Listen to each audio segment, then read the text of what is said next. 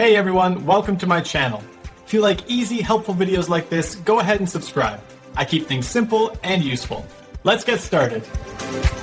Sending HTML emails in Outlook 365 is simpler than you might think because Outlook's default composer already uses HTML. To start, open Outlook and click New Email.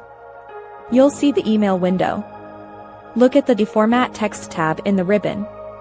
Ensure the HTML is selected as your format. It usually is by default.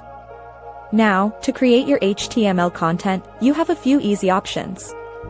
First, you can directly type and format your email using Outlook's built-in tools. Use the font options, bold, italics, colors, and add bullet points or numbering. When you insert pictures, tables, or hyperlinks using the Insert tab, Outlook automatically generates the underlying HTML code for you. Another effective method is to design your HTML content in a web browser or an HTML editor, then simply copy and paste it directly into your Outlook email body. Outlook is generally good at interpreting and rendering this pasted HTML, preserving your layout, images, and styling. Just paste it into the message area, and it should appear as intended. You don't need to write code directly in Outlook, you just create or import rich content.